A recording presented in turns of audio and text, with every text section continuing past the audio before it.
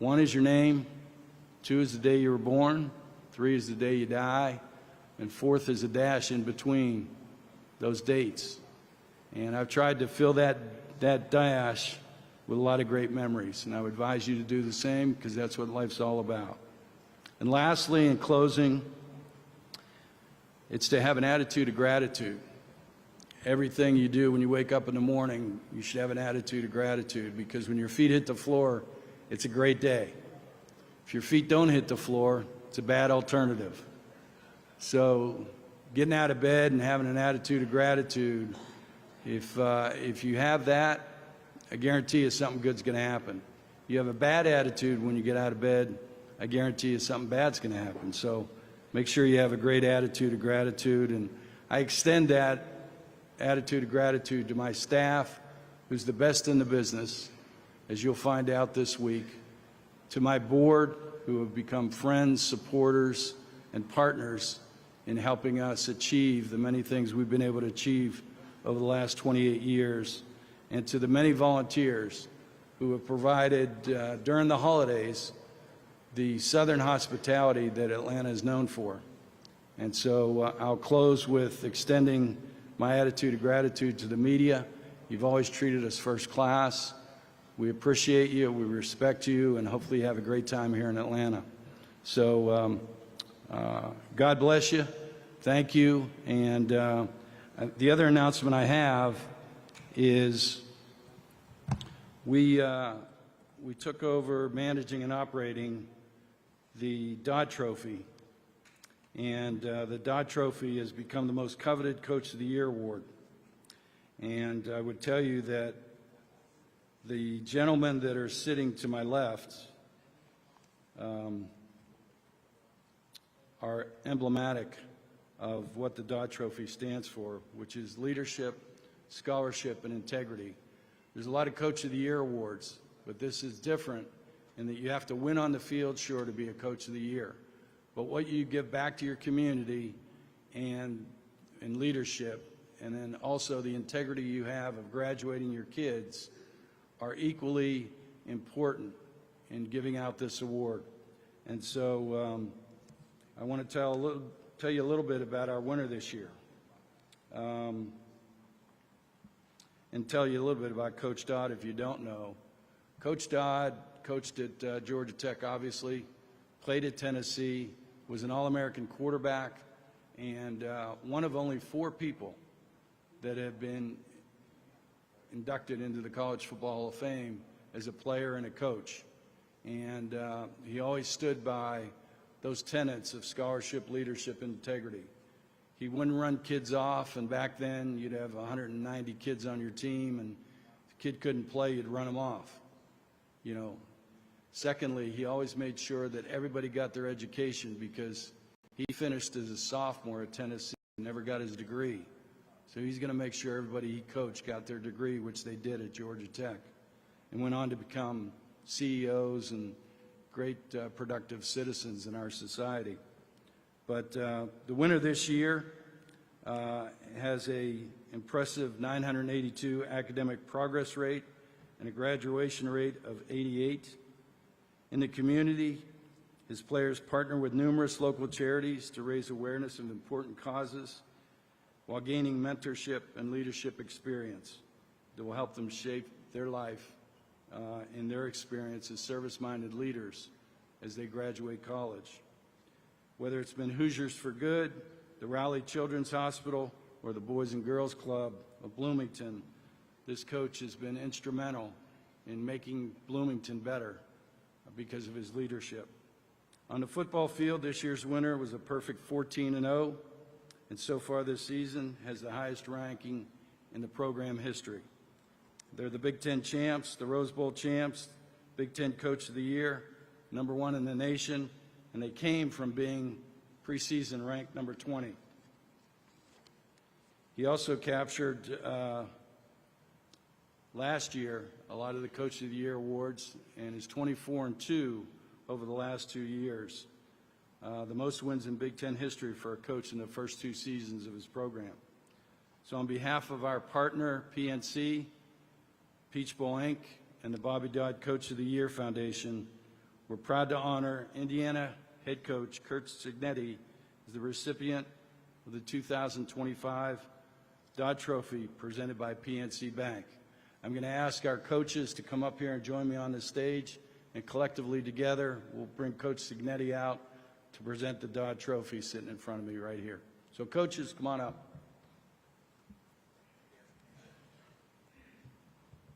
Curt, congratulations, brother. Thank you very much. We're going to bring some coaches up that are going to present this to you. Holy cow, that's big. This is heavy. You want to say yeah, I will. Oh, yeah, please go. Thank you. You know, I'm honored to win this award. The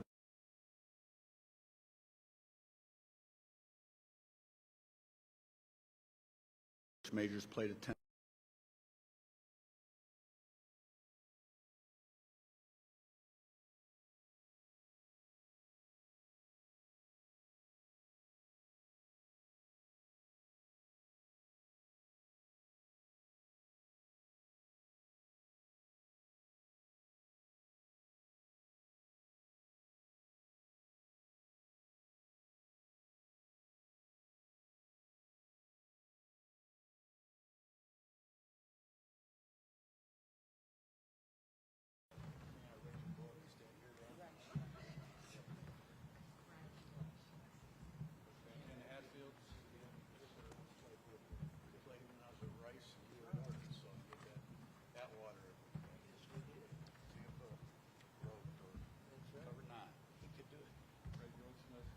All right, as soon as we get everybody set up here, we'll pause for a quick photo op, and then we'll welcome our head coaches for the press conference.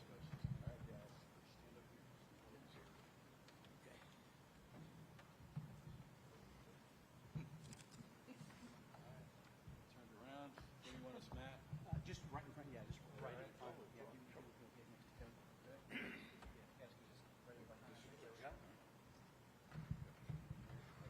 Okay, stills from the back and cameras. Just a few seconds here for photos.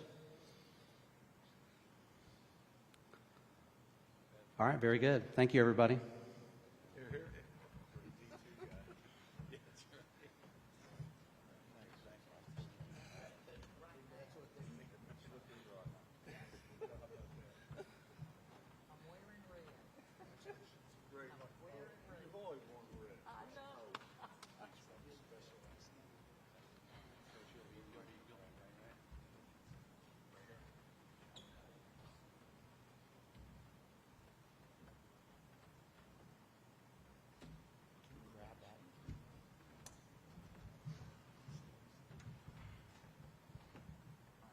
Coach, we're ready for it.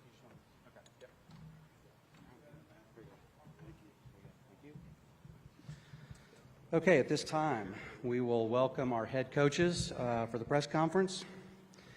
At this time, we'll welcome head coach of the number 5 ranked Orange Bowl champion Oregon Ducks, Dan Lanning. How are you? Good to see you. And obviously, head coach of the number 1 ranked Rose Bowl champion Indiana Hoosiers, Curt Cignetti. We'll go ahead and begin. Coach Lanning, we'll start with an opening statement from you, please. Yeah, first off, it's an incredible honor to be here. I want to thank Gary and his representatives here at the Peach Bowl. One thing that makes this game fun is recognizing how many things that the Peach Bowl actually does outside of just this football game.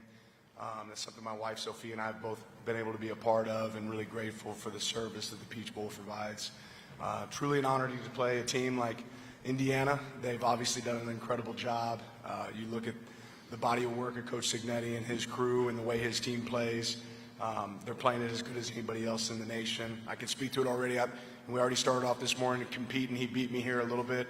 I walked back there, and they're having us sign balls, and he got a jump start. So I quickly went into 2-minute mode and was trying to catch up. His signatures looked a lot better than mine, but I put some pressure on him at the end.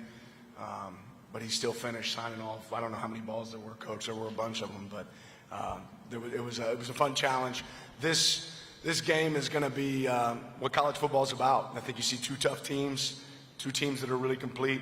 They play great on offense, defense, and special teams. They don't have a weakness.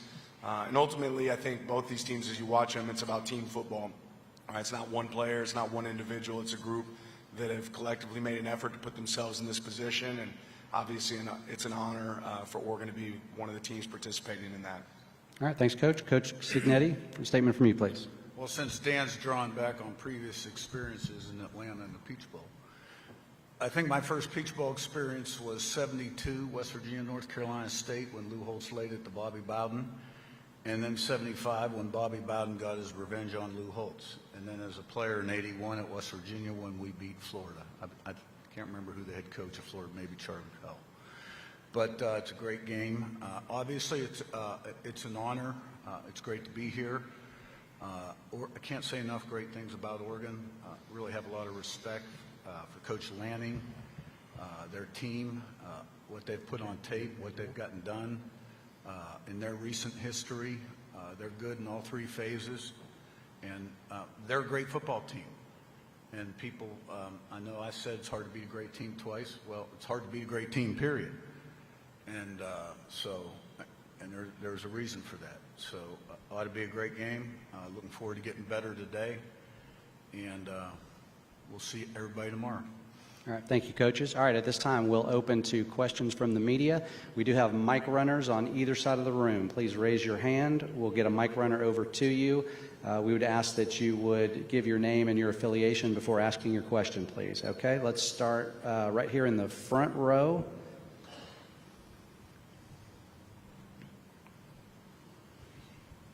Jeff Rabjohns, Pigs.com. Coach, you guys are the only team in the country with 7 wins over teams that won 9 or more games and a 50-point win over a team that won 9 games. Why do you think you guys have not only been winning 14-0, but have been so dominant? Can you repeat the last part of the question and speak up just a little bit? Sorry. You guys are the only team, 7 wins over teams with 9 or more wins and a 50-plus point win over a team with 9 wins. Right. Well, a couple of those teams were G5 teams that had good years. We did have a big win against Illinois where they lost some guys in the secondary and got shorthanded as the game went on. But it is a credit to our players playing the first play to the last play the same, regardless of the competitive circumstances. But the bottom line is when you play really good people, like tomorrow, you got to win more battles, play in, play out than they win.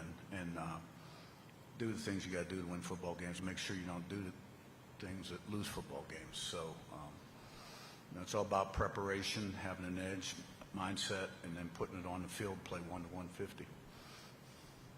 All right, we'll go next here in the second row on the left. Mike Griffith, Atlanta Journal-Constitution and Dog Nation. Coach's kind of off-the-field football question about the enforceability of contracts. We're seeing a lot of issues with this rising up. I guess I wanted to get your thoughts on how important it is to get that ironed out and any thoughts or ideas you have for how college football might go forward with a working model. All right, start with Coach Lanning, please. Sorry, Dan. Yeah, I mean, it would be great. I'll be honest, my entire focus right now is on this game. I'm sure coach is no different. But, yeah, contracts, you'd love to say that they should be enforceable. And, at some point we'll see what that ends up looking like. But I think that's the secret behind a contract, right, is it's supposed to mean something. Yeah, my focus is on our prep, and the only thing I'm going to say about all this stuff is obviously there's a lot of loose ends, and it needs to be tied up in terms of the whole recruiting process. So there's a lot of work to be done, and that's one area. All right, we'll take our next question right behind in row 3 on the left.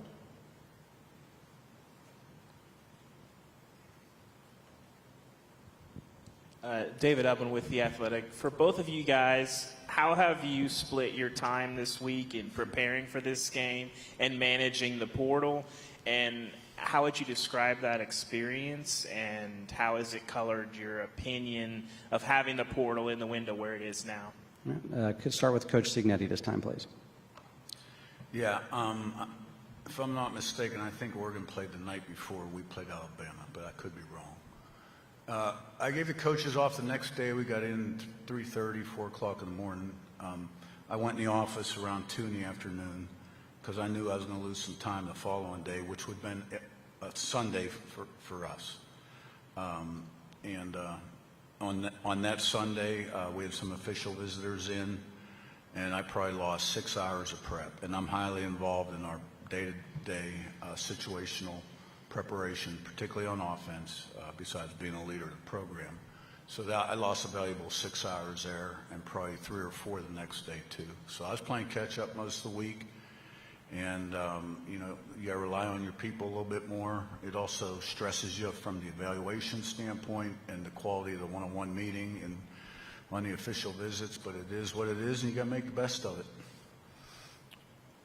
Yeah, certainly a juggle. We played the first, you know, similar to Coach, but we played earlier in the day than them. So, but traveling back from Miami is a long trip, so we got back later on that night and had some guys in. You know, you're juggling both, but I think it's really important that you focus as much as we can. We put our focus on this game, and you try to make sure you communicate to the people that you're recruiting, hey, I wish I could pay more attention to you right now, but the reality is we're really focused on this game, and if you want to be a part of games like this, this is what you have to look forward to, and you'll want my focus to be on this game as well. So on the same note, recruiting is something that happens every single day. It happens in season. It's just a little bit more highlighted right now in this moment. So you don't, during football season, you don't not recruit. You do it all the time. It's something you always do, and it might be a phone call, it might be a late Zoom, it might be an early phone call, it might be stepping out of a meeting to get on the phone with a player. So we try to make those adaptions and still focus on our team and give them our best foot forward. Okay, next question. We're going to go all the way in the back to the left on the camera platform. Question for Coach Lanning, right back here. Luke Hetrick, Channel 2 Action News here in Atlanta. You became a head coach, made the jump from coordinator to first-time head coach. Very similar to Kirby Smart, a guy you learned under. What was the biggest takeaway and preparation from him that allowed you to be prepared for this job, jumping into a first-time coaching position? Yeah, I couldn't put in words the lessons I learned from Coach Smart. He's an unbelievable coach, an unbelievable mentor, guy I still talk to this day. As far as, you know, I think we bounce ideas off of each other. I notice whenever he sends a text message asking me a question, I answer a lot quicker than whenever I send him a text message. That's just Kirby a little bit, but I'm picking up on that, so I'm a little more persistent. But I learned so many lessons from Coach Smart on how to run a program, being genuinely who you are. You know, I think he coaches with the same passion and energy consistently every day. He runs the entire organization really to a T. He's incredibly intelligent. So I try to take a lot of lessons from Coach Smart, and obviously he's done a lot of things right. You don't have the success he's had without doing that. And I think he's also been a guy that's always been willing to adapt. So grateful for my time with him. Certainly prepared me for moments like this, and glad I got to be a part of that here at Georgia. Okay, next we're going to go over here in the third row on the right side. Yeah, Adam Rittenberg with ESPN. Dan, your motivational tactics have gotten a lot of attention over time. I'm wondering how that changes, if at all, going into a game like this where you probably shouldn't need much motivation, but I'm sure it's part of your pregame routine. Yeah, motivation's overrated. These players got to go play the game, right? I've said that consistently. On the same note, I think it's my job to make sure that these guys are ready to go and give them everything that I got in that moment. But if you can't get up for an opportunity to play,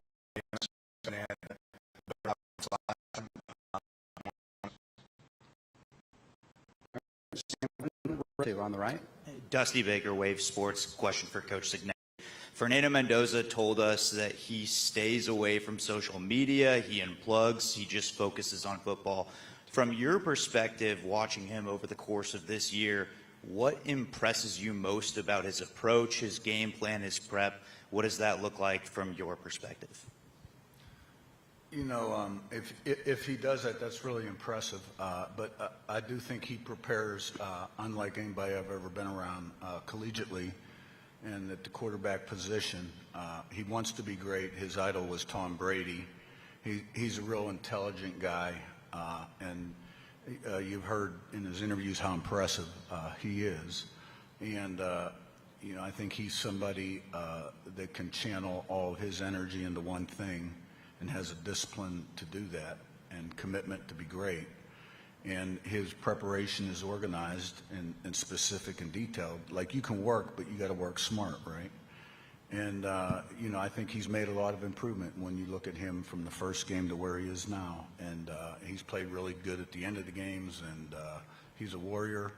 And I really can't say enough good things about what he's done since the day we got him till today, except he's got to play damn good tomorrow. All right, we'll go next back to Mike over here in the second row. Mike Griffith, AJC.com. Another throwback question for you, Dan. When you left Georgia, you left a program that had 15 NFL draft picks. It was a record. I think the defense set a record for fewest points allowed in more than 20 years. 3 years later, the SEC's removed from their national titles and got two Big Ten coaches sitting up here. How has the Big Ten moved past the SEC, even mock drafts? No SEC guys in the top 10. Can you talk about that transcension we've seen to the Big Ten taking over college football? It's a good league. It's a good league, and there's great players that want to come here. You know, certainly part of the result of the portal is created, you know, it's tough to keep great players in one place. You know, I think you've seen some transition where great players that aren't getting an opportunity look for an opportunity to go play. That's certainly taken place in our program, you know, and ultimately the portal and NIL has probably created a little bit more parity in the sport. You know, that being said, there's some really good coaches in this league. And I think people realize you can do it in more than one place. So when you have great teams like you do, academic tradition and things that exist in the Big Ten, a league that people can be a part of and still realize their dreams of NFL success and win games and compete for championships, I think that's just opened the spectrum to, there's a lot of places that you can have success, and certainly the Big Ten is one of them. All right, we'll take our next question, front row on the right. Brenna Green, Coin 6. First of all, Dan, it seems like all signs are leading this way, but can you just confirm that Jay Harris is available tomorrow for your team? Yes. And then is it frustrating for you the fact that you warned against this exact situation with the transfer portal months ago, and now it's playing out in front of your eyes? So is it frustrating for you to have to be answering questions about the transfer portal right now on the eve of such a big game? No. All right, next we'll go almost all the way back on the left aisle. Hi, Lane Higgins from the Wall Street Journal. Curt, this is for you right here. You are someone that was an assistant for a long time before you became a head coach, and now that you're a head coach, it seems like you're a slam dunk based on you accepting the award today. And I'm just curious why you think it took so long to get the opportunity to have that role for you in your career. And like, were you turning down opportunities before you ultimately left Alabama for IUP? Well, you know, I got a really good break when I was young. I was 23 years old coaching the Southwest Conference back when that was one of the top conferences in the country. But it was at Rice, a program that doesn't do very well. And we played SMU before they had death penalty. That's how long ago that was. There are 3 years, and then you go to Temple. We succeeded Bruce Arians. And we had one outstanding year, our second year, but we weren't very good years 1, 3, and 4. And so I'm still an assistant coach. Now, that's great. I'm young, and I'm making okay money. But, you know, people tend to hire people from winning programs. Johnny Majors gave me the opportunity to Pitt. Obviously, he was a legend of the game. Remembered him in '76, Tony Dorsett, when we were at West Virginia then. But we had nothing at Pitt. Facilities were awful. We had no players. We had no money. There was no commitment. And Coach Majors didn't have a chance. And he got let go, and then Walt Harris retained me, and we started to make some progress, and I learned a lot from Walt. He was a great quarterback coach. And then after 3 years, I had the opportunity to go with Chuck Amato. That was the first $1 million staff in college football, 2000. That's when 9 assistant coaches' salaries equaled $1 million. Norm Chow and, you know, some other people on that staff. And we had a freshman quarterback there named Phillip Rivers, who the previous staff had actually recruited. And then we took it over in January, and Phillip was an early enrollee. And we had great success. So I think part of it was because I was with programs that weren't successful. And then once I went with Nick, I felt like I got what I needed, really after year 1. And I bet on myself. You know, it was a very unorthodox move. I mean, almost crazy move. And I thought I was crazy a few mornings waking up that first month. But, you know, here I am today. And so when you look at the transfer portal and all the things that have gone on in college football, being a recruiting coordinator and a coach for 20 years, which, you know, every year I wanted to get out of the recruiting coordinator job and just, you know, I didn't like being a coach and a recruiting coordinator. And my dad used to tell me that's going to come in handy someday. And, you know, you circle back. I think my journey makes a lot of sense, how it prepared me for this particular situation. All right, next question, fourth row on the right. James Crepia from the Oregonian. For both coaches, you've remarked about the difficulties of managing the transfer portal amid preparing for a national semifinal and you hope a national championship.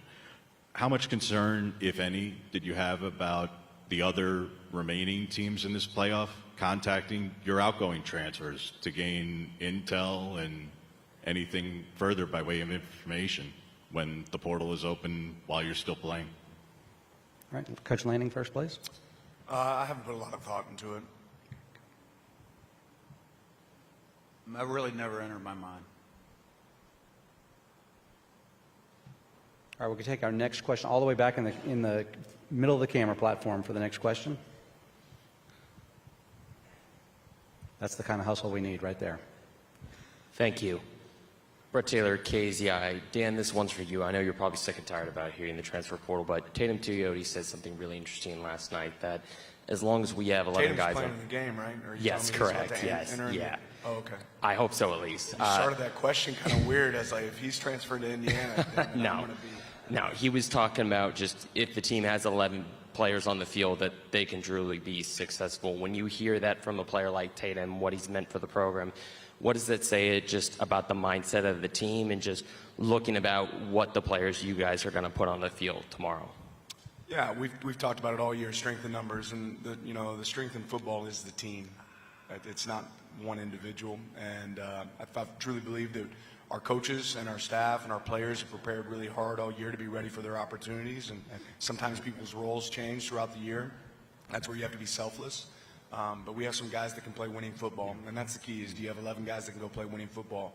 And if there's a deficiency, can you cover that deficiency up? That's part of the strategy behind football as well. But ultimately, we're really excited about the guys that can take the field. I got complete trust in our players. And regardless of what happens in this game, right, you go play and you play to win the game. But when you're playing a great team like Indiana, regardless of what happens, to be one of 4 teams left in college football is an unbelievable honor that we'll never recognize and we'd certainly never be satisfied with. Regardless, there's only one result that makes us happy at the end of the day. But I promise that we'll have 11 guys on the field that are going to want to play winning football and play to the standard necessary for our team. All right, next we'll go front row on the left side, please. Tom Brew, Roundtable Sports. Kurt, a lot of your players have talked about how the Big Ten championship game felt like a home game, and everybody at the Rose Bowl last week talked about the same thing, just with a huge Indiana fan base in the stands, and according to ticket people, it's going to probably be the same thing tomorrow night. I know the game's determined between the lines, but how much does it help just to have this journey of this massive Indiana fan base all of a sudden having your back? I don't think there's any doubt that when you have your fans behind you, they're in the stadium and they're loud after a big play, it just increases the energy level on your side. And so we'll see what tomorrow night looks like. We are closer, obviously, to Bloomington than Eugene, Oregon, but we'll find out. All right, next question about halfway back on the right side here. Seth Tao with the Daily Hoosier. For both of you, just what does the evolution of the kind of chess match look like when you're going up against coaching staff that you've already seen this season?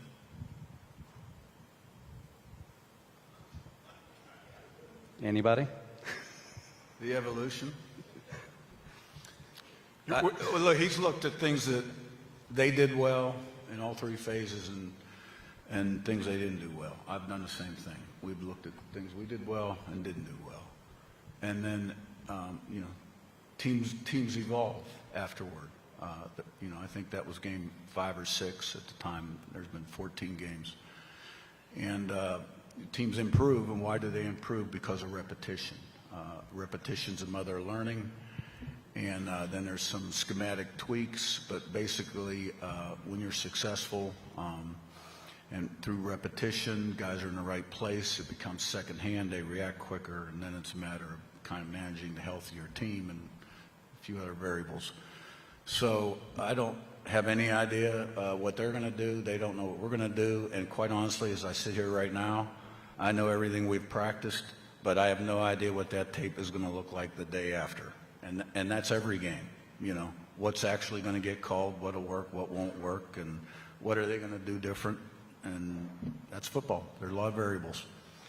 Yeah, half the game in football is sometimes as coaches you chase ghosts and you try to overanalyze things that happened before, but ultimately you try to stick to the same process you've used throughout the season. And just so happens you're playing the same team twice. Part of the reason that they're good is they're able to do the same thing over and over and over again really, really successfully. And that's one thing that's really clear about Indiana. They have an identity. They do their job extremely well. I'd hope you say the same thing about us as you watch Oregon. We do a lot of the same things over and over again really, really well. So it'll be a combination of those things and certainly some tweaks within that. All right, I think we've got one in the middle of the camera risers in the back. Joe Cronin, iOS TV Sports. For both coaches, one day away from a semifinal, your 15th game of the season. What would you say you've learned about yourself through this process? Coach Cignetti? I'm getting older. Yeah, and I'm aging quick. So, you know, just more than anything, how grateful I am to get to be a part of what I get to be a part of. You know, my three boys got to come on this trip. My wife got to come on this trip, and you try not to be very selfish in this profession, but it was pretty fun stepping in that hotel room last night. And, you know, I just kind of joked with our boys. I said, if your dad was a dentist, you wouldn't be doing this right now. You know, and it could have gone a lot of different other ways, too. I was really lucky to be a part of a lot of winning teams. So probably more than anything, just gratitude that I get to be a part of something like this. All right, next we'll go front row on the right here. Yeah. Ashley Adamson, Big Ten Network. This one's for you, Coach Cignetti. Just that we're at the College Football Hall of Fame where your dad was inducted in 2013. I'm wondering what you remember about that when he went into the Hall of Fame. And maybe if you can just reflect on something that he taught you. I'm sure there was a lot, but that really sticks with you and has allowed you to get to the stage that you're at. Yeah. Well, you know, it's been quite a week, honestly, with the portal and preparation for a great team, and then a few other things going on the side, which, you know, as you get older, you have to deal with. But found out last night when we got on the plane that I didn't realize that the press conference was here, or the Dodd Award. And once I did. So my dad was inducted in the College Football Hall of Fame in 13, as you said. And I was the only family member that couldn't make the ceremony. And my wife told me this morning that actually her and the kids had gone, but I couldn't go. We were in fall camp at IUP, and I wasn't going to miss practice. You know, my brothers and sisters all went. Frankie was probably coaching in the NFL or coordinating somewhere in college. I can't remember. And so this is the first time I've ever been in this building. And I did get to kind of see the, you know, and it was, you know, it was nice to be able to do that. I learned so much from my dad. You know, I don't even know where to start. He was a great leader, and he led by example, and he was a role model, and he was a strong man. He had a little John Wayne and Clint Eastwood in him. And, you know, I just read, I get letters and I read things on social media about all the people he helped at West Virginia and at IUP, helped them in their lives. And, you know, I was the oldest, so the oldest always has it roughest. And when I was growing up, we were at West Virginia, and the pressure was a little different than when the other ones were growing up when they were at IUP. So, but I had a great upbringing. I knew in third grade I wanted to coach, and he had a lot of pearls of wisdom. All right, next question back here to Mike. Yeah, Mike Griffith, AJC, for Coach Cignetti. Two-part question here. One, you're the only team in the last 2 years that's had a bye and won. Did you approach the preparation differently? And two, in terms of flipping the culture, image of Indiana football, what were the most important facets to being able to do that? Yeah. Well, I don't know what other people do in their prep, so I can't really answer that one. You go into a losing program, you got to change the way people think. You got to have a blueprint and a plan, standards, expectations, but it's all about people. You have the right people upstairs that you hire as coaches, and you got to have the right people in the locker room. And obviously, you know, we put a premium on certain things in the recruiting process. And fortunately, I've had great continuity on my coaching staff. We're all on the same page, and I think that's critical, getting everybody to think alike and developing those intangibles as you enter the season. But we're process-driven, standards, expectations, accountability. I'm pretty direct in my messaging with the team. I try to make every word count.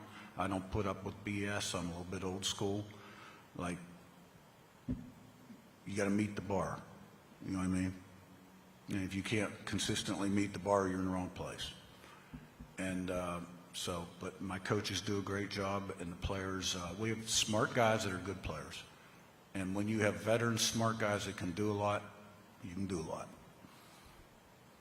All right, next question here, halfway back on the right side. James Creppy of New York. And Dan, you remarked about appreciating getting to spend time with family on this journey.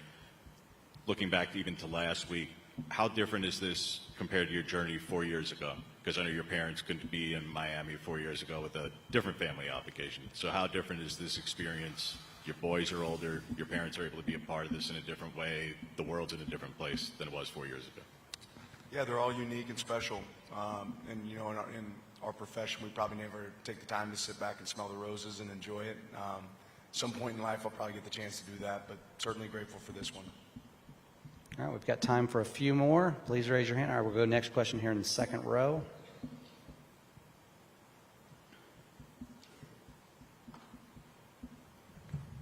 Coach Lanning, Trey Wallace with Outkick. We talked with Will and Tosh last night. How have you seen them juggle two different jobs, main priority being Oregon Ducks and making sure you guys put the best product on the field, but also at the same time with this changing landscape of college football, them being able to juggle transfer portal, different schools, while at the same time, like I said, focusing their attention on the players in Eugene? Well, they've been going 100 miles an hour since they both kind of hit that cycle where they have to do both. And I give them a lot of credit for the work that they've done, the way they've been able to maintain focus in a piece that's extremely difficult.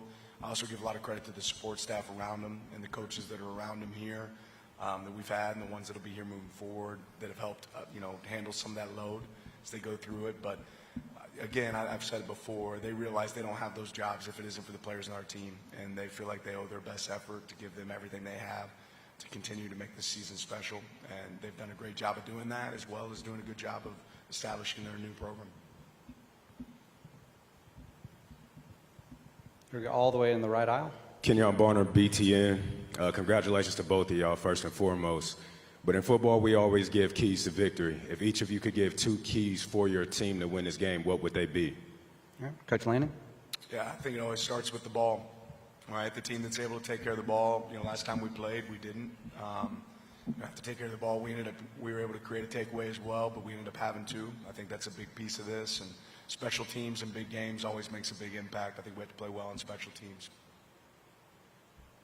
I mean, we talk about the same thing every single game. Line of scrimmage, run the ball, stop the run, affect the quarterback, protect the quarterback, turnover ratio. We're number 1 in the country. Explosive plays, runs +12, passes +15 on both sides. Critical situations, 3rd, 4th down, red area, 2 minutes before the half end of the game. And teams has to be a win. Every game, same stuff. I should have named more. I thought we were just doing 2. That was 2. God dang, Coach. You guys can keep going if you want. No. Lots of keys. All right, time for a couple more, guys. Feels like we're running out of steam. Anything else? All right, over here, row 2 on the aisle, please.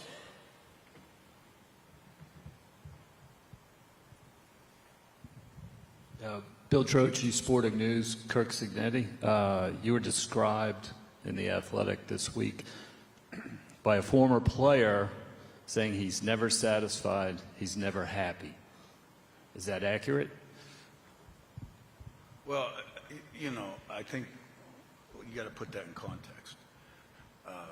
And you're talking about on a practice field or when you're evaluating tape and your performance in terms of standards, right?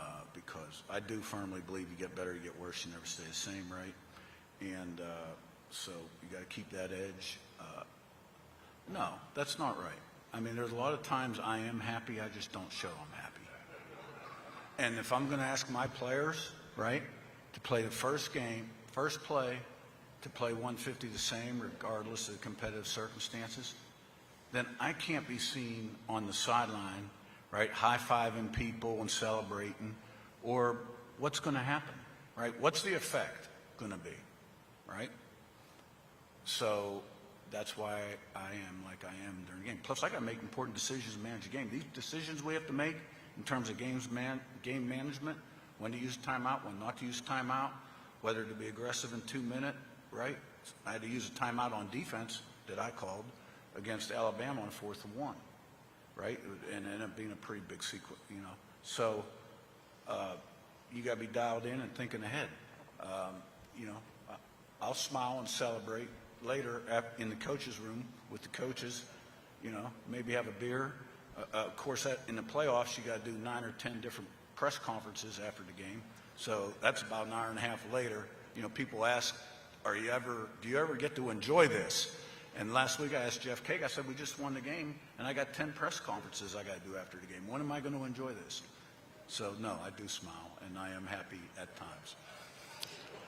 Coach, those press conferences are very important. All right, we're going to get about middle of the pack on the left side, please. Coach Cignetti, Serena Roboin, WHAS 11 in Louisville. Your offensive line has gotten a lot of praise, especially after the Rose Bowl. Just how do you think that impacts your ground game kind of going into this one? You know, I don't think the praise has anything to do with how we're going to perform. I think we've been pretty consistent all year long. We've been fairly healthy. There have been a couple games where we'd get our 6th guy in or maybe our 7th guy in. But Coach Bostad does a great job with the offensive line. He's a veteran offensive line coach, and he does a really good job preparing. We got a lot of veteran guys, blue collar, steel mill, lunch pail type guys on our offensive line. And we're pretty simple, as Coach said. I mean, we do this, you know, we do what we do. And so they get good at doing that. And then we got compliments that, you know. So, look, Oregon, let me tell you something. They're as big of a challenge for any team in college football, their D-line, as anyone. They've got 4 to 5 to 6 inside guys, okay, based off of 4 down front, that are 320 plus, and maybe one of them's 310. And they're good. They are really good. And they got 2 edge guys that are outstanding. And they can bring a 3rd and a 4th in also. But, I mean, what they can do to you inside when they cover your guards, and then the ends. And then they got backer that can fly. It's a great football player. And safety, too. They got a bunch of great football players. And schematically, they do a great job. It's going to be a huge challenge. It's going to be a huge challenge in terms of the run game, protecting the quarterback, and that's where it all starts. And they're really good there. I think we're going all the way back on the left in the cameras. Aaron Slindy, K-Vale TV. Kind of just building off of that, Coach Lanning, your team is coming off a defensive shutout. What ways do you feel like your defense, especially your secondary, has kind of grown in their experience? And what role do you think that'll play tomorrow? Well, I think it's really important we play well tomorrow, especially when you're playing one of the best one of the best offenses in college football, and one of the best quarterbacks. I think one of the things that really stick out with Mendoza is he takes the ball where it's supposed to go. You know, everybody says that, and you realize in 1 high where he's taking the throw, okay, in 2 high where he's taking the throw, in zone where does he take the throw, and doesn't get enough credit for his feet. Is an unbelievable scrambler. Was able to do that against us last time. So does a great job of taking off when it's there, when his first read's not there. And he has great weapons to throw to. So what do we have to do? Each guy's got to farm his land. They have to do their 1/11th. Got to have 11 guys playing the same call. You know, got to handle the variety that they provide, because there's a lot of variety in this offense. I think it starts with what Coach Cignetti and I both talked about earlier in this week. You got 2 teams that want to be able to run the ball and control the line of scrimmage. Right, the team that can win line of scrimmage, that's a big, big piece of this game. And once the line of scrimmage is determined, it's going to be about who can win one-on-ones outside, you know, with technique. So we need guys to go into this game and play with great technique. If you're on the field, there's a standard to play to, right? And obviously, when you're playing a team that's as capable as Indiana is, you have to play your best. All right, seeing no more questions, I think we're able to wrap it up right here. Coaches, if you'll stay here, we're going to do a couple of quick photos with you and the trophy. Gary and Percy, please. Oh, there he is.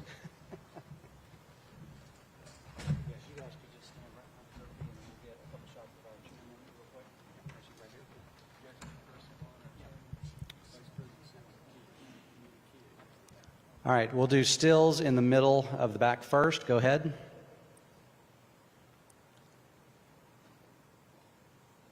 All right, and if you guys can duck down, a couple seconds for video. All right, thank you. All right, Gary and Percy, if you guys can step aside.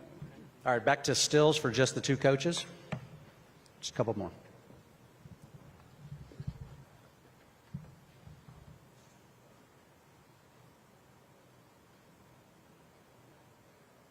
Okay, I think we're good. Thanks, everybody.